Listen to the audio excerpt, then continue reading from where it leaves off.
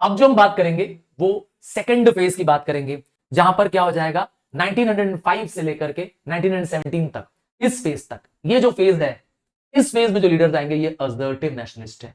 ये वो लीडर है जो एक्टिव रेजिस्टेंस चाहते हैं। याद रखिएगा, हथियार उठाने के लिए नहीं कह रहे हैं, लड़ाई या मार पिटाई करने के लिए नहीं कह रहे हैं, ना ना ना ना, इनका नाम असर्टिव नेशनलिस्ट है। मतलब ये अपने मेथड को स्ट्रांगली प्रेजेंट करना चाहते हैं, एजिटेशन करना चाहते हैं, अंग्रेजों के खिलाफ विरोध अपना जताना चाहते हैं। ये कहते हैं कि हम अपना अधिकार छीन लेंगे, मांगेंगे नहीं भीख, बल्कि अपना अधिकार छीन लेंगे। वो भी क्या कहना, हिंसा नहीं करनी, ध्यान देना, ये भी करना रखेगा।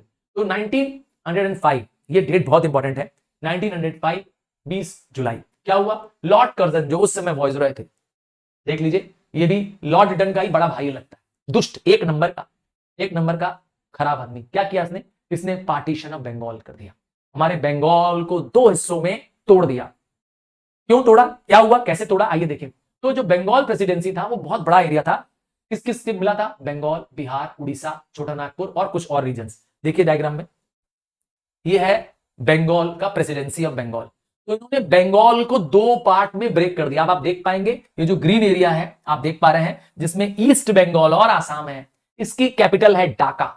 यहां पर मुस्लिम मेजॉरिटी अलग कर दिया अंग्रेजों ने, और ये जो रेड पोर्शन देख रहे हैं जिसका नाम है बंगाल प्रॉपर, यहां पर हिंदू मेजॉरिटी ऑफ बंगाल। क्यों ऐसा किया, क्यों तोड़ दिया, क्यों ऐसा किया कि बंगाल को अलग कर दिया, जिसकी कैपिटल हो गई कलकत्ता, यहां पे थे हिंदू मेजॉरिटी, और यहां पर ईस्ट बंगाल में और असम में कौन थे, मुस्लिम मेजॉरिटी, जहां पे कैपिटल है ढाका। क्यों ऐसा कर दिया, ताकि इंडियंस आपस में लड़ते रहे। तो ये दोनों प्रोविंस में बंगाली लोगों का इंफ्लुएंस कम करने के लिए, ताकि बंगालीज आपस में ही बट जाए, टूट जाए, बिखर जाए, हमसे आजादी की मांग न करें। तो partition of Bengal was implemented 16 October, date देख लीजिए, अक्टूबर 16 को इसको इंप्लीमेंट कर दिया गया। मतलब बंगाल को दो हिस्सों में बांट दिया गया, जिसमें ईस्ट बंगाल मुस्लिम मेजॉरिटीज से और बंगाल प्रॉपर को हिंदू मेजॉरिटी से अलग अलग कर दिया गया। ध्यान ये देना है कि इन दोनों में उनका मकसद सिर्फ एक ही है, डिवाइड एंड रूल। मतलब फूट डालो और मजे करो, रूल करो, ताकि ये आपस में ही लड़ते रहे। और आज भी मैंने कहा इनका रूल चल रहा है। तो क्या कारण था, अंग्रेजों ने इसका रीजन क्या दिया, उन्होंने कहा अंग्रेजों ने कि एडमिनिस्ट्रेटिव नेसेसिटी है। मतलब हमारी ना जो रूल कंट्रोल करने की एबिलिटी है इतनी अच्छी नहीं है, हम इतना एडमिनिस्ट्रेशन नहीं कर पा रहे हैं, इतना बड़ा प्रोविंस है बंगाल कि एडमिनिस्ट्रेशन इसका देखभाल करना तो एडमिनिस्ट्रेटिव नेसेसिटी का बहाना देके उन्होंने पार्टीशन ऑफ बंगाल कर दिया। कि रियल रीजन क्या था, रियल रीजन यहां से शुरू हो रहा है। रियल रीजन था कि Bengal was the nerve center, देश प्रेम की आग सबसे पहले बंगाल से शुरू हुई। वैसे मैं आपको बता दूं, अंग्रेजों ने बंगाल से ही शुरू किया था भारत को गुलाम बनाना, और देश की कैपिटल कोलकाता थी, पता है कि नहीं है। 1911 में देश की कैपिटल न्यू दिल्ली बनी। जो आज दिल्ली आप देख रहे हैं वो 1911 के बाद से है।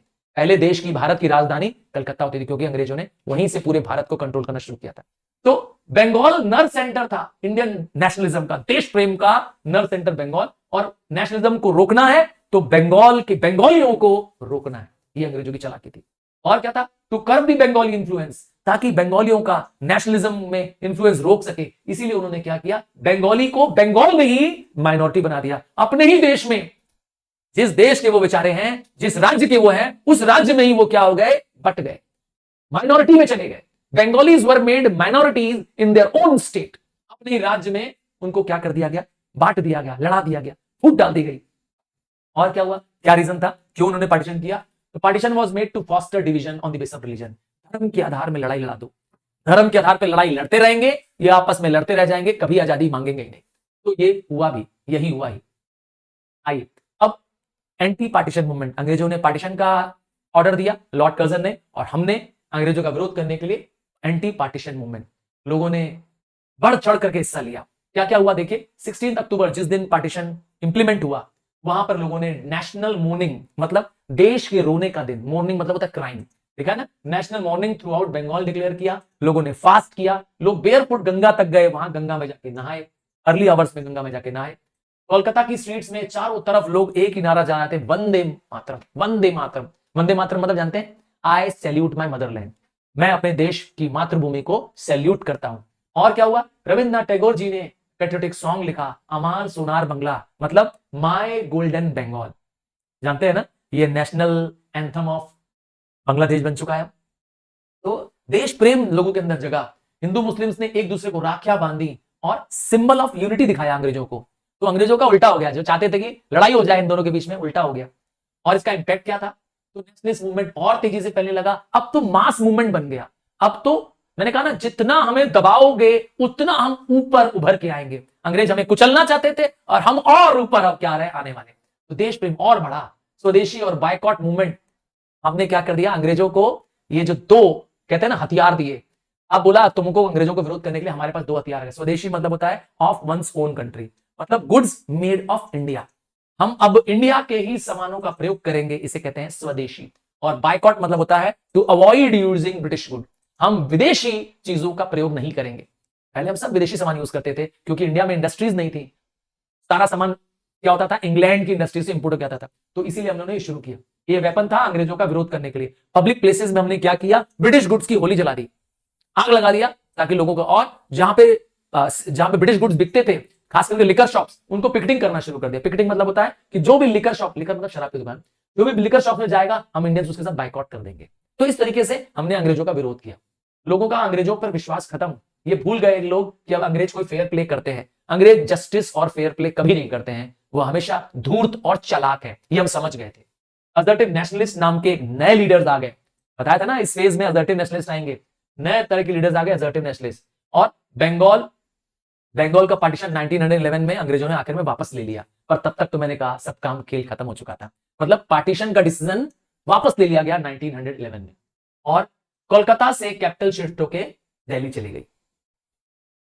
आते हैं सूरत स्प्लिट, बहुत इंपॉर्टेंट सेशन है ये, 1907 का सेशन है सूरत स्प्लिट। इसी सेशन में, सूरत सेशन में क्या होगा, मॉडरेट्स और असर्टिव नेशनलिस्ट अलग हो जाएंगे। क्या रीजन रहा है आइए देखते हैं। जो असर्टिव नेशनलिस्ट थे, जो चाहते थे कि हम एक्टिव रेजिस्टेंस करें, अंग्रेजों का एक्टिव विरोध करें, सिर्फ पीसफुल मेथड से नहीं, सिर्फ लेटरबाजी से नहीं, अब हम विरोध करेंगे तो आम जनता को लेके करेंगे, सड़क पे उतर के करेंगे, मास मूवमेंट बनाएंगे। ये चाहते थे कौन, असर्टिव नेशनलिस्ट।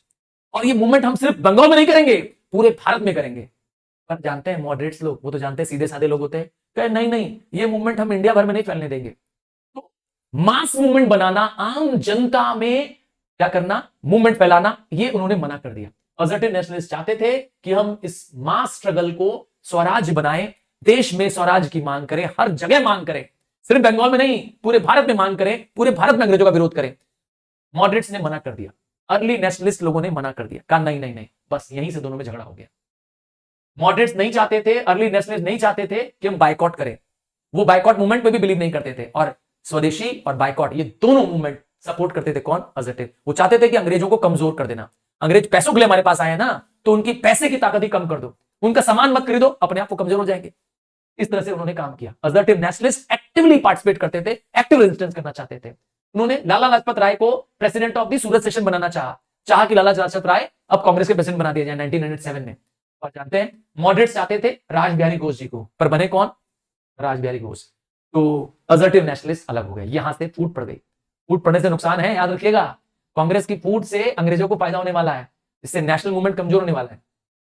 तो नेशनलिस्ट, जो असर्टिव नेशनलिस्ट थे, वो कौन थे एक्चुअली में, ये देखो कौन थे, लाल, बाल और पाल।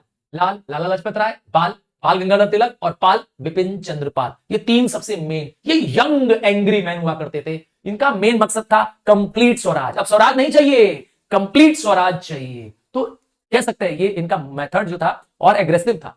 ये लोग यंग लीडर्स थे और कांग्रेस के अंदर, कांग्रेस की आइडियोलॉजी से लोग सेटिस्फाइड नहीं थे। इनको असर्टिव क्यों कहा गया, क्या रीजन है कि इनको कहा गया असर्ट करना। असर्ट मतलब होता है अपनी बात मनवा लेना, कहते हैं ना जोर जबरदस्ती से जिद करके अपनी बात मनवा लेना। तो they different outlook, they advocated active resistance to the British imperialism. हम ब्रिटिश विरोध करने के लिए एक्टिव मेथड पार्टिसिपेट, सिर्फ बैठेंगे नहीं एक जगह कि चिट्ठी लिख देंगे या मीटिंग कर लेंगे, ना, सड़क पे उतरेंगे, नारे लगाएंगे, झंडे दिखाएंगे, तुमको परेशान करेंगे अंग्रेजों। ये तरीका था इनका। ये अलग सोच वाले लोग थे, अंग्रेजों का कुर्सियों में बैठ करके लेटरबाजी से काम नहीं करेंगे, ये तरीका था इनका, इसीलिए इनका नाम दिया गया असर्टिव। याद रखिएगा, कहीं भी हथियार या मार पीटने की बात नहीं हो रही है, वॉयलेंस की कहीं बात नहीं कर रहे हैं लोग, बट एक्टिवली क्या करेंगे, अंग्रेजों का विरोध करेंगे। आइए, इनका ऑब्जेक्टिव बहुत क्लियर है, complete Swaraj, complete independence. Swaraj नहीं चाहिए, पूरा देश आजाद चाहिए। देखा, इनकी फिलॉसफी एकदम अलग है, मॉडरेट से एकदम अलग है। तो मेथड्स क्या थे इनके? पहला मेथड मैंने बताया स्वदेशी है, जिसका मतलब है हम अपने देश के बने गुड्स लेंगे, विदेशी सामानों को नहीं यूज करेंगे, क्योंकि अंग्रेजों को चोट पहुंचानी है, क्योंकि हम अंग्रेज का सामान खरीद रहे हैं, अंग्रेज और पैसे वाले बन रहे हैं और अमीर बन रहे हैं।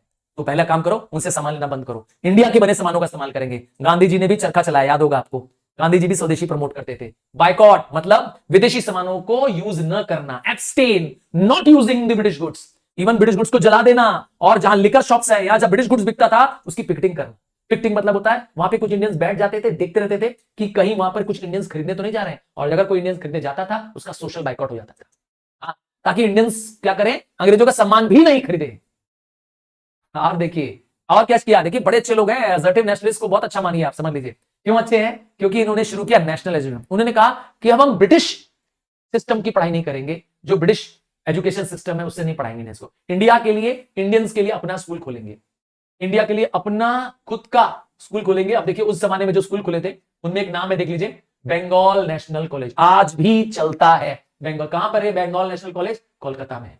उन्होंने पचीरप्पा, पचीरप्पा चला गया, हाँ, नाम दिया क्या? पचीरप्पा कॉलेज। ये कहां पर है पचीरप्पा कॉलेज?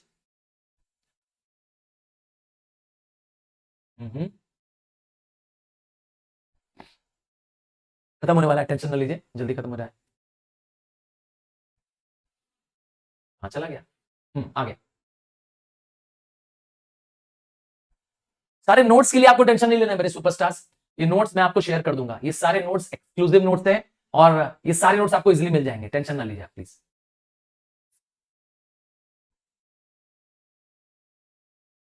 तो पचीरप्पा, पचीरप्पा नेशनल कॉलेज कहां खोला गया? चेन्नई में, चेन्नई में कॉलेज बनाया गया, देख लीजिए ये कॉलेज चेन्नई में, कोलकाता में बनाया गया बंगाल नेशनल कॉलेज, और बहुत सारे जगहों पे नेशनल स्कूल खोले गए, और DAV दयानंद एंग्लो वर्नेकुलर ये कॉलेजेस भी प्रमोट किए गए। तो नेशनल एजुकेशन को इन्होंने प्रमोट किया। अब हम अंग्रेजों पे डिपेंड नहीं करेंगे पढ़ाई के लिए। आपको मालूम है बनारस में एक कॉलेज है जिसका नाम है महात्मा गांधी काशी विद्यापीठ, वो भी उसी जमाने में बना था। तो नेशनल एजुकेशन को उन्होंने प्रमोट किया। पैसिव रेजिस्टेंस शुरू किया, याद रखिएगा, पैसिव रेजिस्टेंस मतलब एक ऐसा रेजिस्टेंस जिसमें हम नॉन वायलेंट तरीके से अंग्रेजों का विरोध करेंगे, विग्रस पॉलिटिकल एक्शन लेंगे, मतलब सड़क पे उतरेंगे, आंदोलन करेंगे, झंडे दिखाएंगे, बैनर लगाएंगे और आवाजें लगाएंगे। ये तरीका है, बैठेंगे नहीं एक दफ्तर में कॉपी लेकर के, किताब लेकर के मीटिंग कर रहे हैं, ना ना ना ना, ये तरीका नहीं है इनका। सड़कों पे निकलेंगे, अंग्रेजों के खिलाफ नारे लगाएंगे, झंडे दिखाएंगे उनको, इस तरीके से विरोध करना, इसे कहते हैं विग्रस पॉलिटिकल एक्शन लेना। उनका कहना था क्या, देखिए क्या बिलीव करते हैं, उनका बिलीव है claiming in place of demand begging. अब हम क्लेम करेंगे, अपना हक मांगेंगे, न कि भीख मांगेंगे। कहते हैं साडा हक एथे रख, ये है, अरे ये तो गाना है, हाँ, साडा हक एथे रख, ये कहना था किसका? असर्टिव नेशनलिस्ट का। और क्या किया उन्होंने? रिवाइवलिज्म शुरू किया, इंडिया को याद दिलाया, इंडियंस को याद दिलाया कि हमारा पास कितना ग्लोरियस है, हमारे पूर्वज कितने महान है, हमारा कल्चर कितना हाई क्लास है, हम दुनिया के सबसे साइंटिफिक रिलीजन को बिलोंग करते हैं, ये याद दिलाया, इंडिया की पास्ट ग्लोरी। तिलक जी ने याद दिलाया हम लोग को शिवाजी फेस्टिवल के बारे में, बताया कि कितने महान थे हमारे पूर्वज, हमारे नेता, हमारे लीडर्स, लोगों को पर्सनल सेक्रीफाइस करने अर्थात अपना सब कुछ त्यागना, देश के लिए अगर सर्वस्व निछावर करना पड़े इसके लिए भी लोगों को तैयार करने के लिए उन्होंने तैयार किया। ये था उनका मेथड, अपने आप को कुर्बान कर देना देश के लिए, मरने के लिए, फांसी लड़ने जाने के लिए, जेल जाने के लिए तत्पर रहना हर वक्त, ये था इनका मेथड। सोचिए कितनी कुर्बानी वाले लोग थे। और मास इन्वॉल्वमेंट करना, जन जन को, लोगों को क्या करना है? आंदोलन से जोड़ना है। सिर्फ कुछ लोगों से नहीं काम चलेगा, जबकि सब लोग जुटेंगे तब क्या होगा? अंग्रेज झुकेंगे। तो अंग्रेजों ने इनके खिलाफ बहुत रिप्रेशन किया, इनको बहुत कुचला, लाला लाजपत राय को जेल भेज दिया, है ना, उनको बर्मा भेज दिया गया बिना ट्रायल के, न्यूज़पेपर्स को बैन कर दिया गया, मीटिंग्स को बैन कर दिया गया, लाठी चार्ज किया गया, तिलक जी को जेल भेज दिया गया 6 साल के लिए। तो जितने भी असर्टिव लीडर्स थे उन पर बहुत अत्याचार हुआ, पर क्योंकि उन्होंने सीखा था पर्सनल सेक्रीफाइस, अपना सर्वस्व बलिदान कर देना। आइए अब असर्टिव लीडर्स के एक एक करके देखें और इनके बारे में जानें। आपको कम से कम 3 कंट्रीब्यूशन मैक्सिमम करना है, उससे ज्यादा मत करिए। तो अब सबसे महान असर्टिव नेशनलिस्ट श्री श्री श्री श्री श्री बाल गंगाधर तिलक जी। तो बाल गंगाधर तिलक को फादर ऑफ असर्टिव नेशनलिज्म कहते हैं। इसलिए कहते हैं क्योंकि कहते हैं ना कल्ट ऑफ नेशनलिज्म, कहते हैं ना पैट्रियोटिज्म, देश प्रेम इनके अंदर कूट कूट के भरा। कांग्रेस के मूवमेंट को जन जन तक पहुंचाने में इनका बहुत बड़ा योगदान है। तिलक जी खुद भी लॉयर थे, याद रखिएगा, आप ध्यान दीजिए, सारे नेशनल लीडर हाईली क्वालिफाइड है, खुद लॉयर थे। इन्होंने एक कॉलेज खोला, पूना न्यू इंग्लिश स्कूल, आज भी चलता है ये स्कूल, पुणे वाले अगर मेरे सुपरस्टार्स होंगे तो मुझे बता पाएंगे। और तो और फर्ग्यूसन कॉलेज है ना पुणे में, ये दोनों स्कूल और ये कॉलेज आज भी चल रहे हैं पुणे में। इनके बने हुए हैं तिलक जी के। सोचिए उस जमाने के लोग क्या थॉट प्रोसेस रहा होगा, जब देश आजाद नहीं है, देश के लोगों को एजुकेट करने का उस जमाने में सोचा था उन्होंने। क्या क्या कॉन्ट्रीब्यूशन है इनके, तिलक जी के? पहला कॉन्ट्रीब्यूशन है स्वराज की मांग करना। ये वो पहले लीडर थे जिन्होंने एक स्लोगन दिया था, Swaraj is my birth right and I will have it. Swaraj मेरा जन्म सिद्ध अधिकार है और मैं इसे लेके रहूंगा। अब सोचिए उस जमाने में अंग्रेजों के खिलाफ। और तो और इन्होंने लाठी क्लब्स बनाया, अखाड़ा बनाया। अखाड़ा जानते हैं ना, जब कुश्ती दंगल अंगल होता है, आपको मालूम ही होगा। हाँ? क्यों? लोगों को फिजिकल ट्रेनिंग दिया ताकि आप क्या करो, फिजिकली फिट रहो, तभी तो अंग्रेजों का मुकाबला कर पाओगे, तभी तो लाठी खा पाओगे, तभी तो जेल जा पाओगे। तो सेक्रीफाइस करना, परम बलिदान करना इन्होंने सिखाया। सोच लीजिए ऐसे लीडर्स थे हमारे। क्या गजब के लीडर थे आप उस जमाने में, इतने हाईली क्वालिफाइड, इतने इंटेलिजेंट। और क्या सिखाया लोगों को? देश प्रेम सिखाया। कैसे सिखाया? तिलक जी स्वयं गणपति फेस्टिवल के प्रचारक थे। उन्होंने गणपति बप्पा मोरया, तो ये गणपति फेस्टिवल जो आज मैं और आप पूरे भारत में मना रहे हैं, आप देखिए भारत के हर एक गली, हर एक मोहल्ले में गणपति बप्पा मोरया, मंगल मूर्ति। तो ये गणपति फेस्टिवल क्यों शुरू किया उन्होंने? ताकि लोगों में नेशनलिस्ट आइडियाज आए, लोगों के अंदर धर्म के प्रति, अपने रिलीजन के प्रति क्या हो, विश्वास जगे। उन्होंने नेशनल स्पीचेस, सॉन्ग्स तैयार किए। और तो और उन्होंने शिवाजी को, आपको पता होगा वीर शिवाजी, वीर छत्रपति शिवाजी का को ग्लोरीफाई किया। क्यों? ताकि लोगों को एनकरेज किया जा सके, इंडियंस को एनकरेज करे। क्योंकि छत्रपति शिवाजी ने बहुत संघर्ष करके अपना राज्य, मराठा राज्य बनाया था, पता होगा आपको। तो लोगों को संघर्ष करने की भावना सिखाना, हार न मानने की भावना सिखाना, उनको एनकरेज करना, ये नेशनलिज्म सिखाने का उनका तरीका था। इन्होंने न्यूज़पेपर भी लिखे। देखिए फिर मैंने कहा ना, हर बड़ा रिफॉर्मर, हर बड़ा आपका लीडर क्या करता है, या तो बुक्स लिखता है या लीडर या न्यूज़पेपर। देखिए ये भी इनके लीडर पेपर का नाम क्या है? दो पेपर है, मराठा जो कि इंग्लिश पेपर है और केसरी जो कि मराठी में लिखा पेपर है। ये दो इनके लीडर पेपर्स हैं। और तो और इनकी बुक देखिए, सोचिए। अच्छा ये बुक जो उन्होंने जेल में लिखी थी, जब उनको काले पानी की सजा मिली थी ना तिलक जी को, तब एक बुक उन्होंने वहां लिखी थी। सोचिए जब काले पानी में लोग पागल हो जाते हैं, लोगों पे अत्याचार होता है, वहां उन्होंने किताब लिखी गीता रहस्य, और एक और किताब the Arctic home of Vedas. बहुत ही हाई दर्जे की किताबें हैं, बहुत ही। सोचिए कितने महान ज्ञाता, कितने महान दार्शनिक, कितने इंटेलिजेंट लोग रहे होंगे हमारे रिफॉर्मर्स। और क्या किया इन्होंने? एक होम रूल लीग, एक ऑर्गेनाइजेशन बनाई 1916 में पुणे में, नाम था होम रूल लीग, जिसका मेन मकसद था कि हमें सेल्फ गवर्नमेंट मिल जाए within the British empire. अंग्रेजों के अंडर में ही हमें सेल्फ गवर्नमेंट फिलहाल मिल जाए, नाम है होम रूल लीग। इनको कई बार बोला गया है four runner of Gandhi ji, मतलब गांधी जी इनकी नकल करते थे, यह आगे थे, गांधी जी इनके पीछे, इनके कदमों में चल रहे थे। कैसे? जो तिलक जी ने शुरू किया, तिलक जी ने शुरू किया स्वराज्य, तिलक जी ने शुरू किया बायकॉट, स्वदेशी, यह सब गांधी जी ने भी फॉलो किया। हाँ, गांधी जी स्वदेशी करते थे, चरखा चलाते थे, याद होगा, बायकॉट मूवमेंट चलाया, सब कुछ तिलक जी का चलाया हुआ मूवमेंट था। गांधी जी ने उसको फॉलो कर लिया, इसलिए कहा जाता है Tilak ji is four runner of Mahatma Gandhi. आइए अगले असर्टिव लीडर के दर्शन कराते हैं। थोड़ा कम पॉपुलर है ये, पर ये दादा है हमारे। हाँ, क्या? Bipin Chandra Pal, father of revolutionary thought. एकदम नई सोच वाले, क्रांतिकारी सोच वाले, खुद महान लेखक हैं। क्या थे? एक महान जर्नलिस्ट थे, न्यूज़पेपर राइटर थे, कॉलमनिस्ट थे।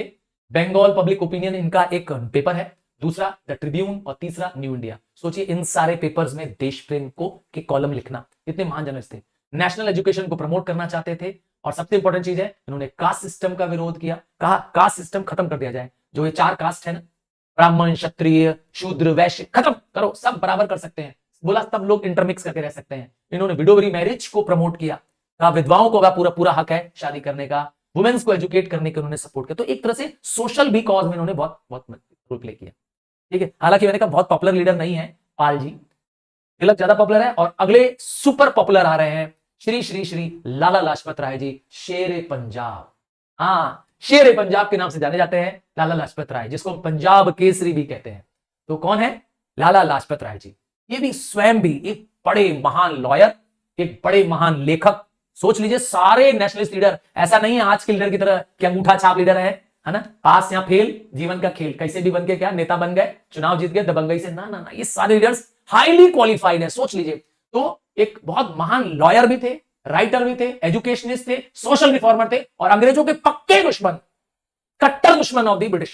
सोच लीजिए, असर्टिव नेशनलिस्ट ऐसे है हमारे असर्टिव नेशनलिस्ट। पहला इंडियन, फर्स्ट इंडियन जिन्होंने बताया इंडिया को कि इनका एक ही मकसद है, कैपिटलिज्म, पूंजीवाद, पैसा बटोरो इंडिया से, इन्होंने बताया इंडियंस को। और ये पहले व्यक्ति थे जो प्रेसिडेंट बने all India trade union Congress, जो आज भी वर्कर्स की सबसे बड़ी इंडिया की यूनियन है, आंदोलन करने वाली वर्कर्स जो काम करते हैं, कर्मचारी, उनकी यूनियन के पहले प्रेसिडेंट बने लाला लाजपत राय जी। तो लाला लाजपत राय जी स्वयं, मैंने कहा इतने महान लेखक है, राइटर है, तो इन्होंने लिखी मैगजीन यंग इंडिया। अच्छा, ये इंडिया में नहीं लिखी थी, ये यूएसए में जाके लिखी थी। हाँ सोचिए, इमेजिन करिए, इनका एक न्यूज़पेपर है पंजाबी, दूसरा वंदे मातरम, तीसरा पीपल। तो सोच लीजिए क्या महान लीडर्स रहे होंगे। आज के लीडर्स तो मुझे लगता है कहीं इनके पांव की धूल भी नहीं है, आज के लीडर्स तो इनके चरणों की धूल के आगे भी नहीं है। इतने महान हमारे लीडर्स थे, हम लोगों को मिल जाते तो शायद हमारा देश स्वर्ग बन जाता, ऐसे लीडर थे हमारे। इन्होंने बुक लिखी थी नेशनल एजुकेशन पे, सोच लीजिए क्या क्या कंट्रीब्यूशन है, आइए देखें।